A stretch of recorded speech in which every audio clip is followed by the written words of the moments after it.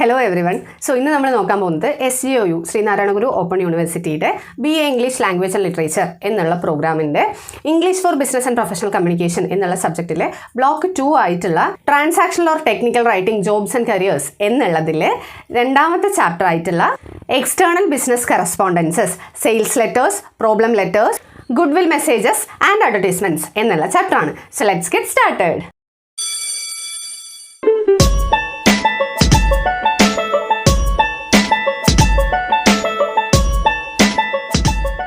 So ഈ ചാപ്റ്ററിൽ നമുക്ക് ആദ്യം തന്നെ നോക്കാനുള്ളത് എന്താണ് ഒരു സെയിൽസ് ലെറ്റർ എന്നുള്ളതാണ്. ഒരു സെയിൽസ്മാൻ്റെ റോള് ചെയ്യുന്ന ഒരു കാര്യമാണ് സെയിൽസ് ലെറ്റർ എന്ന് പറയുന്നത്. സോ സെയിൽസിൻ്റെ പ്രൊമോഷൻ, ഏതെങ്കിലും ഒരു പ്രോഡക്റ്റിൻ്റെ പ്രൊമോഷന് വേണ്ടിയിട്ട് അല്ലെങ്കിൽ സെയിൽസിന് വേണ്ടിയിട്ട് നമ്മൾ പ്രിപ്പയർ ചെയ്യുന്ന ഒരു ലെറ്ററാണ് സെയിൽസ് ലെറ്റർ എന്ന് പറയുന്നത്. ഈ ചാപ്റ്ററിൽ മുഴുവനായിട്ടും നമുക്ക് എക്സ്റ്റേണൽ കറസ്പോണ്ടൻസസ് ആണ് പഠിക്കാനുള്ളത്. അതായത് ഒരു ബിസിനസ് ഔട്ട്സൈഡേഴ്സുമായിട്ട് ഇൻട്രാക്ട് ചെയ്യുന്നത് ഏത് രീതിയിലാണ് എന്നുള്ള കാര്യങ്ങളാണ് നമ്മൾ നോക്കുന്നത്.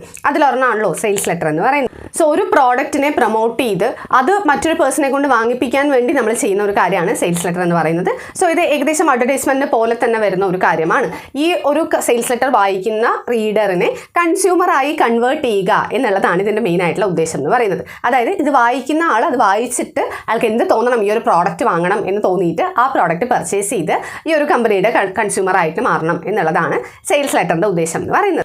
അതുകൊണ്ട് തന്നെ കസ്റ്റമറുടെ പ്രിഫറൻസും കാര്യങ്ങളും എല്ലാം നോക്കിയിട്ട് വേണം എന്ത് പ്രിപ്പയർ ചെയ്യാൻ, സെയിൽസ് ലെറ്റർ പ്രിപ്പയർ ചെയ്യാനായിട്ട്. അതുപോലെ തന്നെ അതിൻ്റെ ലാംഗ്വേജും കാര്യങ്ങളും എല്ലാം നമ്മൾ നോക്കിയിട്ടുണ്ടായിരിക്കണം. ബ്രീഫ് ആയിരിക്കണം. ഒരുപാട് ലെങ്തി ആയിട്ടുള്ള സാധനങ്ങളൊന്നും വായിക്കാൻ ആർക്കും സമയം ഉണ്ടാവില്ല.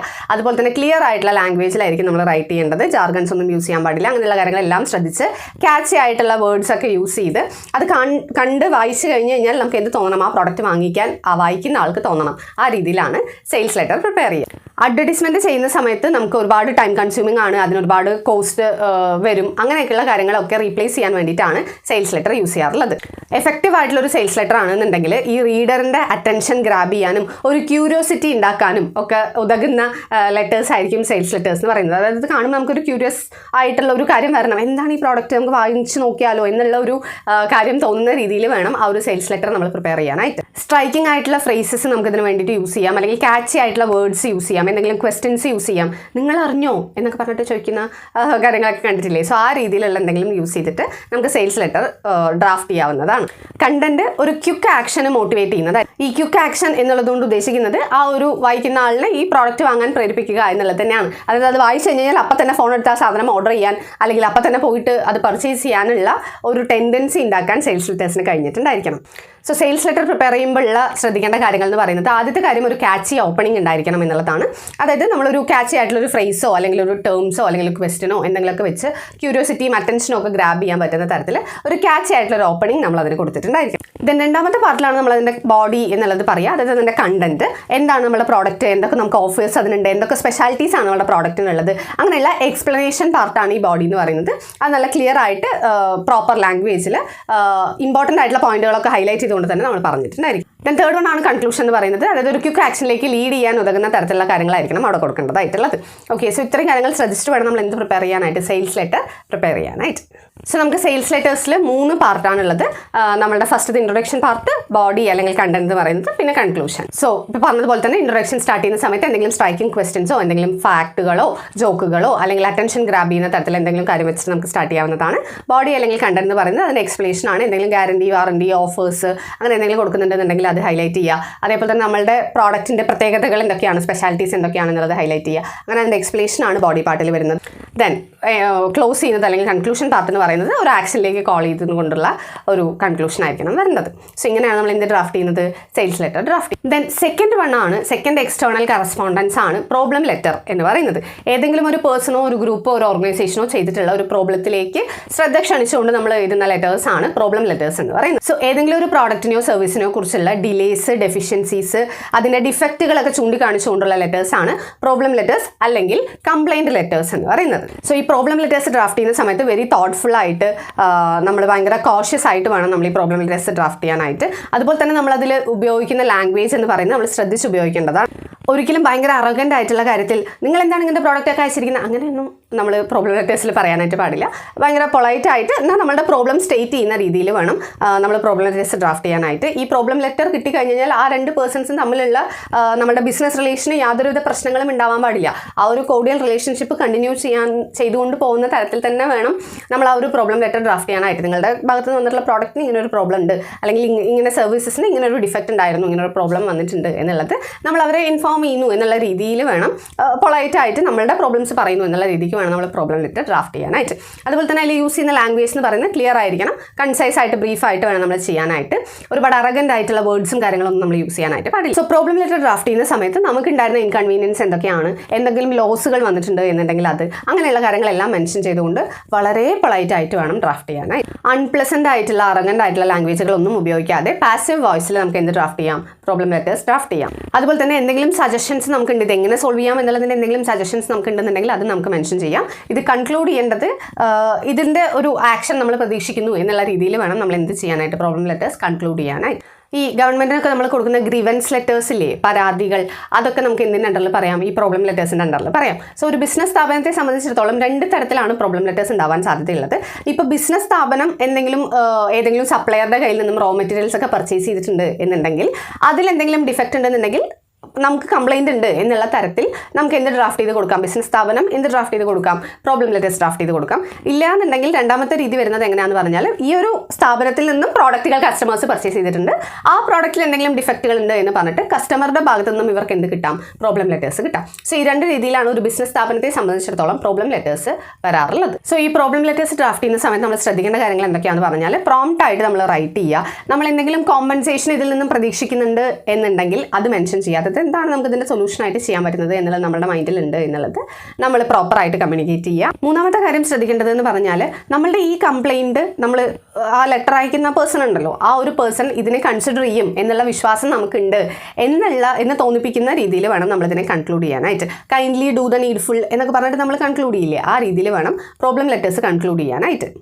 ഇനി ഒരു കസ്റ്റമർ നമ്മളുടെ പ്രോഡക്റ്റ് വാങ്ങിച്ചിട്ട് പോയിട്ട് കംപ്ലയിൻറ്റ് ലെറ്റർ നമുക്ക് തന്നിട്ടുണ്ട് എന്നുണ്ടെങ്കിൽ ആ കംപ്ലയിൻറ്റ് ട്രൂ ആവാം അല്ലെങ്കിൽ ഫോൾസ് ആവാം. ബിക്കോസ് നമ്മുടെ ഭാഗത്ത് നിന്ന് നോക്കുന്ന സമയത്ത്, നമ്മൾ ഇൻസ്പെക്ഷൻ ചെയ്യുന്ന സമയത്ത് നമുക്ക് മനസ്സിലാവും ആ ഒരു കംപ്ലയിൻറ്റ് ജെന്യൂൻ ആണോ അല്ലേ എന്നുള്ളത്. ഇനി അഥവാ അത് ഫോൾസ് ആണ് എന്നുണ്ടെങ്കിൽ ഒരു റിജക്ഷൻ ലെറ്റർ നമുക്ക് ഡ്രാഫ്റ്റ് ചെയ്ത് അയക്കാവുന്നതാണ്. അതായത് നിങ്ങളുടെ കംപ്ലയിൻറ്റ് ലെറ്റർ ഞങ്ങൾക്ക് കിട്ടിയിട്ടുണ്ടായിരുന്നു, ഞങ്ങൾ അന്വേഷിച്ച സമയത്ത് അങ്ങനെ ഒരു ഡിഫക്റ്റ് ഞങ്ങളുടെ ഭാഗത്ത് നിന്ന് വന്നിട്ടില്ല എന്നാണ് അറിയാൻ കഴിഞ്ഞത്, അതിൻ്റെ റെഫറൻസ് നമ്പറും കാര്യങ്ങളും ഒക്കെ വെച്ചിട്ട് നമ്മൾ പ്രോപ്പറായിട്ട് അങ്ങോട്ട് കമ്മ്യൂണിക്കേറ്റ് ചെയ്യുക. ആ ഒരു ബിസിനസ്സിൻ്റെ ബോണ്ടിനെ അതേപോലെ നിലനിർത്തിക്കൊണ്ട് വേണം നമ്മൾ ഈ കാര്യങ്ങളെല്ലാം ചെയ്യേണ്ടതായിട്ട്.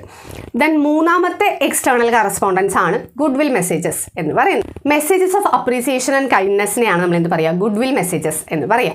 അതായത് ആരെങ്കിലും നമുക്കൊരു ഹെൽപ്പ് ചെയ്ത് തരാണ്, അല്ലെങ്കിൽ ആരെങ്കിലും എന്തെങ്കിലും കാര്യം ചെയ്തിട്ടുണ്ട്, ആരെങ്കിലും എന്തെങ്കിലും അച്ചീവ് ചെയ്തിട്ടുണ്ട് എന്നൊക്കെ ഉണ്ടെന്നുണ്ടെങ്കിൽ നമ്മൾ അവരെ അപ്രീഷിയേറ്റ് ചെയ്യാൻ വേണ്ടിയിട്ട്, അല്ലെങ്കിൽ ആ ഒരു കൈൻഡ്നെസ്സിന് താങ്ക് യു പറഞ്ഞുകൊണ്ട്, അല്ലെങ്കിൽ ആ ഒരു കൈൻഡ്നെസ് ഷോ ചെയ്യാൻ വേണ്ടിയിട്ട് നമ്മൾ പറയുന്ന മെസ്സേജസ് ആണ് ഗുഡ് വിൽ മെസ്സേജസ് എന്ന് പറയുന്നത്. ഇപ്പോൾ ഏതെങ്കിലും ഒരു എംപ്ലോയി എന്തെങ്കിലും ഒരു കാര്യത്തിൽ എന്തെങ്കിലും ഒരു കാര്യം അച്ചീവ് ചെയ്തു, അല്ലെങ്കിൽ എന്തെങ്കിലും അവാർഡ് വാങ്ങിച്ചു, അല്ലെങ്കിൽ ഭയങ്കരമായിട്ട് എക്സൽ ചെയ്തു പെർഫോമൻസിൽ എന്നൊക്കെ ഉണ്ടെന്നുണ്ടെങ്കിൽ അവരെ അപ്രീഷിയേറ്റ് ചെയ്തുകൊണ്ടുള്ള ഒരു മെസ്സേജ് ആണ് എന്ത്, ഗുഡ് വിൽ മെസ്സേജസ് എന്ന് പറയുന്നത്. അത് കാണിക്കാൻ ഒരിക്കലും പിശുക്ക് കാണിക്കരുത്. ഓക്കെ, അതിപ്പോൾ നമ്മുടെ സാധാരണ റിയൽ ലൈഫ് സിറ്റുവേഷനിലാണ് എന്നുണ്ടെങ്കിലും അങ്ങനെയാണ്. ആരെങ്കിലും എന്തെങ്കിലും ഒരു കാര്യം അച്ചീവ് ചെയ്യുകയാണ് എന്നുണ്ടെങ്കിൽ, നീ അത് അച്ചീവ് ചെയ്തോ, കൺഗ്രാജുലേഷൻസ് എന്ന് പറയുന്നത് അവർക്ക് ഭയങ്കര ഹാപ്പിനെസ് ആയിരിക്കും. ആ ഒരു റിലേഷൻഷിപ്പ് മെയിൻറ്റെയിൻ ചെയ്യാനായിട്ട് അത് ഭയങ്കരമായിട്ട് ഹെൽപ്പ് ചെയ്യുന്ന ഒരു കാര്യമാണ്. സോ നമ്മുടെ പോസിറ്റീവ് സെൻറ്റിമെൻറ്റ്സ് എക്സ്പ്രസ് ചെയ്യാൻ വേണ്ടിയിട്ടാണ് നമ്മൾ ഗുഡ് വിൽ മെസ്സേജസ് യൂസ് ചെയ്യാറുള്ളത്. പോസിറ്റീവ് ആയിട്ടുള്ള ഫീഡ്ബാക്ക്, കൺഗ്രാജുലേറ്ററി നോട്ടുകൾ, വേർഡ്സ് ഓഫ് അപ്രീസിയേഷൻ, ഇതെല്ലാം എന്തിൽ വരുന്നതാണ്, ഗുഡ് വിൽ മെസ്സേജസിൽ വരുന്നതാണ്. നമ്മളൊന്ന് അപ്രീഷിയേറ്റ് ചെയ്യുന്നത്, കൺഗ്രാജുലേറ്റ് ചെയ്യുന്നത്, അല്ലെങ്കിൽ പോസിറ്റീവായിട്ടൊരു കാര്യം അവരോട് പറയുന്നത്, അതൊക്കെ ആ ഒരു റിലേഷൻഷിപ്പ് മെയിൻറ്റെയിൻ ചെയ്യാനും ആ ഒരു ഇമോഷണൽ ബോണ്ട് കുറച്ചുകൂടെ സ്ട്രെങ്തൻ ചെയ്യാനും ഹെൽപ്പ് ചെയ്യുന്നതാണ്. എംപ്ലോയീസിനെയൊക്കെ മോട്ടിവേറ്റ് ചെയ്യാനും ബിസിനസ് റിലേഷൻഷിപ്പ് മെയിൻറ്റെയിൻ ചെയ്ത് കൊണ്ടുപോകാനും, നല്ല രീതിയിൽ മെയിൻറ്റെയിൻ ചെയ്ത് കൊണ്ടുപോകാനും ഗുഡ് വിൽ മെസ്സേജസ് ഹെൽപ്പ് ചെയ്യാറുണ്ട്. ഇനി ഗുഡ് വിൽ മെസ്സേജസ് നമ്മൾ ഡ്രാഫ്റ്റ് ചെയ്യുന്ന സമയത്ത് നമ്മൾ എന്തൊക്കെ കാര്യങ്ങളാണ് ശ്രദ്ധിക്കേണ്ടത് എന്ന് പറഞ്ഞാൽ, ആദ്യത്തെ കാര്യം എന്ന് പറഞ്ഞാൽ നമ്മൾ സിൻസിയർ ആയിട്ട് നമ്മൾ അപ്രീഷിയേറ്റ് ചെയ്യുന്ന രീതിയിൽ വേണം നമ്മളത് ഡ്രാഫ്റ്റ് ചെയ്യാനായിട്ട്. അത് കണ്ടു കഴിഞ്ഞാൽ ഒരിക്കലും ഇങ്ങനെ ചുമ്മാ തള്ളുന്നതാണ് എന്ന് തോന്നാനായിട്ട് പാടില്ല. അങ്ങനെ തള്ളരുത്, അതാണ് ഉദ്ദേശിക്കുന്നത്. പ്രോപ്പറായിട്ട് ജെന്യൂൻ ആയിട്ടുള്ള ലാംഗ്വേജസ് യൂസ് ചെയ്ത് നമ്മൾ സിൻസിയർ ആയിട്ട് പറയുന്നതാണ് എന്നുള്ള രീതിയിൽ തോന്നുന്ന തരത്തിൽ വേണം ഗുഡ് വിൽ മെസ്സേജസ് ഡ്രാഫ്റ്റ് ചെയ്യാനായി. സ്ട്രെയിറ്റ് ഫോർവേഡായിട്ട് നമുക്ക് പറയാവുന്നതാണ്. കൺസൈസ് ആയിരിക്കണം, പക്ഷെ പ്രിസൈസ് ആയിരിക്കണം. അതായത് ഒരുപാട് നീട്ടി വലിക്കേണ്ട കാര്യമൊന്നുമില്ല, പക്ഷെ പറയാനുള്ള കാര്യങ്ങൾ പറയുന്ന രീതിക്ക് നമുക്ക് സ്ട്രെയിറ്റ് ഫോർവേഡായിട്ട് ഇത് ഡ്രാഫ്റ്റ് ചെയ്യാവുന്നതാണ്. അതുപോലെ തന്നെ ഈ ഒരു ഒക്കേഷൻ കഴിഞ്ഞ് കുറച്ച് സമയത്തിനുള്ളിൽ തന്നെ നമ്മളിത് സെൻഡ് ചെയ്യുക. അതായത് ഒരാളൊരു അവാർഡ് വാങ്ങിച്ചു, അത് വാങ്ങിച്ചു കഴിഞ്ഞിട്ട് ഒരു 6 മാസം കഴിഞ്ഞിട്ട് അയാളെ അപ്രീഷിയേറ്റ് ചെയ്തിട്ട് കാര്യമില്ല. അവാർഡ് വാങ്ങിച്ചത് നിങ്ങൾ എപ്പോഴാണോ അറിയുന്നത് ആ ഒരു സമയം തന്നെ നമുക്ക് എന്ത് ചെയ്യാം, ആ ഒരു ഗുഡ് വിൽ മെസ്സേജസ് സെൻഡ് ചെയ്യാം. ഒരുപാട് ടൈം ടേക്ക് ചെയ്തിട്ട് ഗുഡ് വിൽ മെസ്സേജസ് സെൻഡ് ചെയ്യാനായിട്ട് പാടില്ല. ആ ഒരു കണ്ടന്റിനെയും റെസിപ്പിയൻറ്റിനെയും ഫോക്കസ് ചെയ്തുകൊണ്ട് വേണം നമ്മളിത് ചെയ്യാനായിട്ട്. ആ ഒരു പേഴ്സണ് റെക്കഗ്നിഷൻ കിട്ടുന്ന ഒരു ഫീലാണ് അവിടെ ഉണ്ടായിരിക്കുക. ഇൻ്റർ പേഴ്സണൽ റിലേഷൻഷിപ്പ് മെയിൻറ്റെയിൻ ചെയ്യാനായിട്ട് നമുക്കിത് ഹെൽപ്ഫുൾ ആണ്. അതുപോലെ തന്നെ ഇതിൽ വരുന്നത് എന്തൊക്കെയാണെന്ന് പറഞ്ഞാൽ താങ്ക് യു മെസ്സേജസ്, അല്ലെങ്കിൽ അപ്രിസിയേഷൻ മെസ്സേജസ്, കൺഗ്രാജുലേറ്ററി നോട്ട്സ്, അങ്ങനെയുള്ള കാര്യങ്ങളെല്ലാം ഈ ഒരു ഗുഡ് വിൽ മെസ്സേജസിൽ വരുന്നതാണ്. ദെൻ 4ാമത്തെ കാര്യമാണ് അഡ്വർടൈസ്മെൻറ്റ്സ് എന്ന് പറയുന്നത്. അഡ്വർടൈസ്മെൻറ്റ് നിങ്ങൾക്ക് എല്ലാവർക്കും അറിയാവുന്ന ഒരു കാര്യമാണ്. ഒരു പ്രോഡക്റ്റിനെ കുറിച്ച് കൺസ്യൂമർക്ക് ഡാറ്റാസ് പ്രൊവൈഡ് ചെയ്യാൻ വേണ്ടിയിട്ട് അല്ലെങ്കിൽ ഇൻഫർമേഷൻ പ്രൊവൈഡ് ചെയ്യാൻ വേണ്ടിയിട്ടാണ് നമ്മൾ എന്ത് ഡ്രാഫ്റ്റ് ചെയ്യുക, അല്ലെങ്കിൽ എന്ത് ഉണ്ടാക്കുക, അഡ്വർടൈസ്മെൻറ്റ്സ് ഉണ്ടാക്കുക.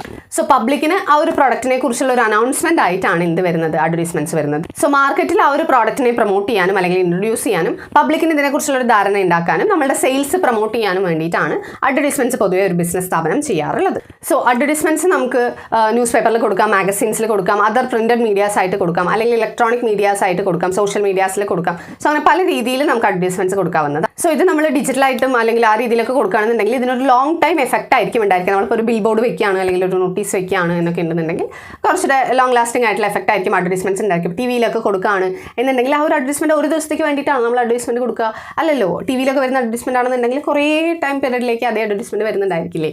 സോ ആ രീതിയിൽ ലോങ് ലാസ്റ്റിംഗ് എഫക്റ്റ് ആയിരിക്കും അതിനുണ്ടായിരിക്കുക. സോ ഇതിന് യൂസ് ചെയ്യേണ്ട ലാംഗ്വേജ് എന്ന് പറയുന്നത് കൺസൈസ് ആയിട്ട് പ്രിസൈസ് ആയിട്ട് വേണം പറയാനായിട്ട്. ഒരു അഡ്വർടൈസ്മെന്റ് 1/2 മണിക്കൂർ എന്നൊക്കെ പറഞ്ഞു കഴിഞ്ഞാൽ ആരും കാണില്ല. ഓക്കെ, സോ ആ രീതിയിലല്ലാതെ ഷോർട്ട് ആൻഡ് സ്വീറ്റ് ആയിട്ട് നമുക്ക് അതിനെ പ്രസന്റ് ചെയ്യാനായിട്ട് സാധിച്ചിട്ടുണ്ടായിരിക്കണം. സോ എന്തൊക്കെയാണ് ഒരു നല്ല അഡ്വർടൈസ്മെന്റിന്റെ ഫീച്ചേഴ്സ് എന്നുള്ളത് നോക്കിയാലോ.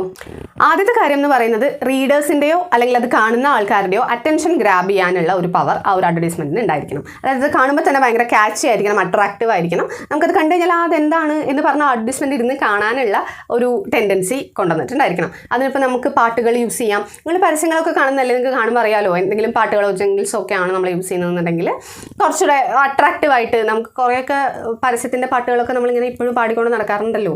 വാഷിംഗ് പൗഡർ നിർമ്മ എന്നൊക്കെ പറഞ്ഞ് നമ്മളിപ്പോഴും പാടുമല്ലോ. സോ അതുപോലുള്ള കാര്യങ്ങളൊക്കെ യൂസ് ചെയ്യുകയാണെന്നുണ്ടെങ്കിൽ കുറച്ചുകൂടെ അറ്റൻഷൻ ഗ്രാബ് ചെയ്യാനായിട്ട് സാധിക്കും. ദെൻ നെക്സ്റ്റ് ആണ് ബ്രീവിറ്റി എന്ന് പറയുന്നത്. ബ്രീഫ് ആയിരിക്കണം. കുറേ എക്സ്പാൻഡ് ചെയ്ത് പറഞ്ഞു കഴിഞ്ഞാൽ അതൊന്നും കാണാനോ വായിക്കാനോ ഉള്ള ക്ഷമയൊന്നും ആർക്കും ഉണ്ടാവില്ല. ദെൻ തേർഡ് വൺ ആണ് ക്ലാരിറ്റി ആൻഡ് കംപ്ലീറ്റ്നെസ് എന്ന് പറയുന്നത്. ക്ലിയർ ആയിരിക്കണം, നമുക്ക് പറയാനുള്ള കാര്യം ക്ലിയർ ആയിട്ട് അതിൽ നമുക്ക് എക്സ്പ്രസ് ചെയ്യാൻ സാധിച്ചിട്ടുണ്ടായിരിക്കണം. ഒരു കംപ്ലീറ്റ്നെസ് ഉണ്ടായിരിക്കണം. എന്തൊക്കെയോ എവിടേക്കൊക്കെയോ പറഞ്ഞിട്ട് പോയി ഞങ്ങൾക്കൊന്നും മനസ്സിലായില്ല എന്നുള്ള തരത്തിലുള്ള അഡ്വർടൈസ്മെന്റ്സ് ഉണ്ടാവാനായിട്ട് പാടില്ല. ഈ അഡ്വർടൈസ്മെന്റ്സ് ഡ്രാഫ്റ്റ് ചെയ്യുന്ന സമയത്ത് നമ്മൾ എന്താ ശ്രദ്ധിക്കേണ്ടതെന്ന് പറഞ്ഞാൽ കറക്റ്റ് ആയിട്ടൊരു ഓപ്പണിംഗ് ലൈൻ ഉണ്ടായിരിക്കണം. ഇപ്പോൾ നമ്മൾ എഴുതിയിട്ടൊക്കെയാണ് നോട്ടീസൊക്കെയാണ് അടിക്കുന്നതെന്നുണ്ടെങ്കിൽ അങ്ങനെ പ്രോപ്പർ ആയിട്ടുള്ള ഒരു ഓപ്പണിംഗ് ലൈൻ നമ്മൾ കൊടുത്തിട്ടുണ്ടായിരിക്കും.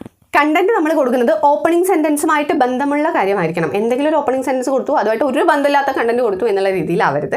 പ്രോഡക്റ്റിന്റെ കംപ്ലീറ്റ് ആയിട്ടുള്ള ഡീറ്റെയിൽസ് കൊടുത്തിട്ടുണ്ടായിരിക്കണം. ഓക്കെ, പകുതി പറഞ്ഞു പകുതി പറഞ്ഞില്ല, ആ രീതിയിലാവരുത്. എന്താണ് ആ പ്രോഡക്റ്റ്, എന്താണ് അതിൻ്റെ സ്പെസിഫിക്കേഷൻസ് ഉള്ളത്, എന്തൊക്കെയാണ് അതിൻ്റെ ബേസിക് ഫീച്ചേഴ്സ് വരുന്നത് എന്നുള്ള കാര്യങ്ങളെല്ലാം, അല്ലെങ്കിൽ സ്പെഷ്യൽ ഫീച്ചേഴ്സ് വരുന്നത്, എന്തെങ്കിലും ഓഫേഴ്സ് ഉണ്ടോ, എന്തെങ്കിലും കാര്യങ്ങൾ കൊടുക്കുന്നുണ്ടോ, അങ്ങനെയുള്ള കാര്യങ്ങളെല്ലാം നമ്മൾ മെൻഷൻ ചെയ്തിട്ടുണ്ടായിരിക്കണം. എന്ന് വെച്ചാൽ ഇതൊക്കെ മെൻഷൻ ചെയ്യുമ്പോൾ വലിയ പാരഗ്രാഫായി എന്ന് പറയാൻ പാടില്ല, ബ്രീഫായിട്ട് തന്നെ ചെയ്തിട്ടുണ്ടായിരിക്കണം. പ്രിന്റഡ് അഡ്വർടൈസ്മെന്റ് ആണ് എന്നുണ്ടെങ്കിൽ പ്രത്യേകമായിട്ട് അതിനൊരു ഹെഡിങ് നമ്മൾ പ്രൊവൈഡ് ചെയ്തിട്ടുണ്ടായിരിക്കണം. ബ്രീഫ് ആയിരിക്കണം. സബ് ഹെഡിങ്സ് എന്തെങ്കിലും ഉണ്ടെന്നുണ്ടെങ്കിൽ അത് പ്രൊവൈഡ് ചെയ്തിട്ടുണ്ടായിരിക്കണം. പ്രോഡക്റ്റിന്റെ ഡീറ്റെയിൽസ് മുഴുവനായിട്ടും നമ്മൾ ഇൻക്ലൂഡ് ചെയ്തിട്ടുണ്ടായിരിക്കണം. അതുപോലെ തന്നെ കമ്പനി ഡീറ്റെയിൽസ് നമ്മൾ കൊടുത്തിട്ടുണ്ടായിരിക്കണം. അതായത് ഇത് വാങ്ങണം എന്നുണ്ടെങ്കിൽ നമ്മൾ ആരെ കോൺടാക്ട് ചെയ്യണം, എവിടെയാണ് ഈ കമ്പനി ഉള്ളത്, കോൺടാക്ട് നമ്പർ, സോ ആ ഒരു കമ്പനിയുടെ ഡീറ്റെയിൽസ് നമ്മൾ കൊടുത്തിട്ടുണ്ടായിരിക്കണം. എന്തെങ്കിലും പിക്ചേഴ്സോ ഇല്ലസ്ട്രേഷൻസോ എന്തെങ്കിലും ഉണ്ടെന്നുണ്ടെങ്കിൽ അത് കൊടുത്തിട്ടുണ്ടായിരിക്കണം. കുറച്ചുകൂടെ വായിക്കുന്നതിനേക്കാൾ നമ്മളുടെ അറ്റൻഷൻ പോകുന്നത് പിക്ചേഴ്സിലും ഇമേജസിലും കാര്യങ്ങളിലൊക്കെ ആണല്ലോ. സോ അങ്ങനെയുള്ള കാര്യങ്ങളെല്ലാം ശ്രദ്ധിച്ചിട്ട് വേണം പ്രിന്റഡ് ആയിട്ടുള്ള അഡ്വർടൈസ്മെന്റ്സ് ചെയ്യാനായിട്ട്. ദെൻ നെക്സ്റ്റ് വൺ ആണ് പ്രസ് റിലീസ് എന്ന് പറയുന്നത്. ഓർഗനൈസേഷൻസ് പബ്ലിക്കിനോട് ഒഫീഷ്യലി കമ്മ്യൂണിക്കേറ്റ് ചെയ്യാൻ വേണ്ടി യൂസ് ചെയ്യുന്ന ഒരു മെത്തേഡാണ് പ്രസ് റിലീസ്. ഇതൊരു ഫോർമൽ അനൗൺസ്മെന്റ് ആണ്. നാഷണൽ വൈഡ് അല്ലെങ്കിൽ സ്റ്റേറ്റ് വൈഡ് അല്ലെങ്കിൽ വേൾഡ് വൈഡ് ഒക്കെ നമുക്ക് റീജിയണലി ഒക്കെ കമ്മ്യൂണിക്കേറ്റ് ചെയ്യാനായിട്ട് യൂസ് ചെയ്യുന്ന ഒരു മെത്തേഡാണ് പ്രസ് റിലീസ് എന്ന് പറയുന്നത്. ഓർഗനൈസേഷന്റെ പബ്ലിക് റിലേഷൻ സ്ട്രാറ്റജിയിൽ വരുന്ന ഒരു കാര്യമാണ് പ്രസ് റിലീസ്. ഒരു പുതിയൊരു പ്രോഡക്റ്റ് നമ്മൾ ലോഞ്ച് ചെയ്യുന്നു, ഏതെങ്കിലും 2 കമ്പനികൾ തമ്മിൽ മെർജറോ അക്വിസിഷനോ എന്തെങ്കിലും നടന്നിട്ടുണ്ട്, അല്ലെങ്കിൽ പുതിയ എന്തെങ്കിലും അപ്ഡേറ്റഡ് പ്രോഡക്ട്സ് വന്നിട്ടുണ്ട്, റീബ്രാൻഡിങ് ചെയ്തിട്ടുണ്ട്, അല്ലെങ്കിൽ എന്തെങ്കിലും ഇവന്റ്സോ അവാർഡ്സോ എന്തെങ്കിലും നടന്നിട്ടുണ്ട്, അങ്ങനെയുള്ള കാര്യങ്ങളൊക്കെ വരുന്ന സമയത്താണ് പ്രസ് റിലീസ് പൊതുവേ നമ്മൾ ഇറക്കാറുള്ളത്. നിങ്ങൾ ഈ പ്രസ് കോൺഫറൻസ് വിളിച്ചിട്ട് കമ്മ്യൂണിക്കേറ്റ് ചെയ്യുന്നു എന്നൊക്കെ പറയുന്നത് കേട്ടിട്ടില്ലേ അല്ലെങ്കിൽ കണ്ടിട്ടില്ലേ? സോ ആ ഒരു രീതിയിൽ വരുന്നത് തന്നെയാണ് പ്രസ് റിലീസ് എന്ന് പറയുന്നത്. പ്രസ് റിലീസ് ചെയ്യുന്ന സമയത്ത് ആ ഒരു ടോപ്പിക്ക് നമ്മുടെ മൈൻഡിൽ കറക്റ്റ് ആയിട്ടുണ്ടായിരിക്കണം. നമ്മൾ എന്തെങ്കിലും വിചാരിച്ചിട്ട് പ്രസ് റിലീസ് ചെയ്തു എന്നുള്ള രീതിയിലാവരുത്. ടോപ്പിക്ക് നമുക്ക് ക്ലിയർ ആയിട്ട് മനസ്സിലായിട്ടുണ്ടായിരിക്കണം. ക്ലിയർ ആയിട്ട് പ്രോപ്പർ ഹെഡിങ് നമ്മൾ കൊടുത്തിട്ടുണ്ടായിരിക്കണം. കീ ഇൻഫർമേഷൻസ് ഹൈലൈറ്റ് ചെയ്തുകൊണ്ട് ക്ലാരിറ്റിയോടെ കൂടെ വേണം കൊടുത്തിട്ടുണ്ടായിരിക്കാൻ. 5 Ws നമ്മൾ ശ്രദ്ധിച്ചിട്ടുണ്ടായിരിക്കണം. 5 Ws എന്ന് പറഞ്ഞാൽ who, what, when, where, Y.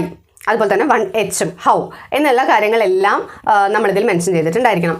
ആര്, ആർക്ക്, എന്തിന്, എപ്പോൾ, എങ്ങനെ എന്നുള്ള കാര്യങ്ങളെല്ലാം ഇൻക്ലൂഡ് ചെയ്തിട്ട് വേണം നമ്മൾ പ്രസ് റിലീസ് ചെയ്യാനായിട്ട്. നമ്മളൊരു സമ്മറി സ്റ്റേറ്റ്മെൻറ്റ് ഇതിൽ കൊടുത്തിട്ടുണ്ടായിരിക്കണം. ഏതെങ്കിലും റെപ്യൂട്ടഡ് ആയിട്ടുള്ള ഇൻഡിവിജ്വൽസ് ആണ് പറയുന്നത് പ്രസ് റിലീസ് കൊടുക്കുന്നത് എന്നുണ്ടെങ്കിൽ കുറച്ചുകൂടെ റീഡേഴ്സിൻ്റെ അല്ലെങ്കിൽ അത് കാണുന്നവരുടെ അറ്റൻഷൻ ഗ്രാബ് ചെയ്യാനായിട്ട് ഇത് ഹെൽപ്പ് ചെയ്യും. അതുപോലെ തന്നെ നമ്മൾ പ്രസ് റിലീസിൽ കൊടുക്കുന്ന ഡാറ്റാസ് ഓതൻറ്റിക്കേറ്റഡ് ഡാറ്റാസ് ആയിരിക്കണം, അല്ലെങ്കിൽ അക്യുറേറ്റ് ആയിട്ടുള്ള ഡാറ്റാസ് ആയിരിക്കണം. എന്തെങ്കിലും ഫോൾസ് ഇൻഫർമേഷൻസും കാര്യങ്ങളും ഒന്നും നമ്മൾ കൊടുക്കാനായിട്ട് പാടില്ല. സോ ഇത്രയും കാര്യങ്ങളാണ് എന്തിലുള്ളത്, എക്സ്റ്റേണൽ ബിസിനസ് കറസ്പോണ്ടൻസിലുള്ളത്. നമ്മൾ കഴിഞ്ഞ ചാപ്റ്ററിൽ അല്ലെങ്കിൽ കഴിഞ്ഞ വീഡിയോയിൽ നോക്കിയിട്ടുണ്ടായിരുന്നു ഇന്റേണൽ കറസ്പോണ്ടൻസസ് നമ്മൾ നോക്കിയിട്ടുണ്ടായിരുന്നു മുൻപ്. ഇത് എക്സ്റ്റേണൽ കറസ്പോണ്ടൻസസ് ആണ്. സോ നിങ്ങൾക്ക് മനസ്സിലായി എന്ന് വിചാരിക്കുന്നു. എന്തെങ്കിലും ഡൗട്ട് ഉണ്ടെന്നുണ്ടെങ്കിൽ കമൻറ്റ് സെക്ഷനിൽ ചോദിക്കാവുന്നതാണ്. So see you in our next video. മഹാലോ.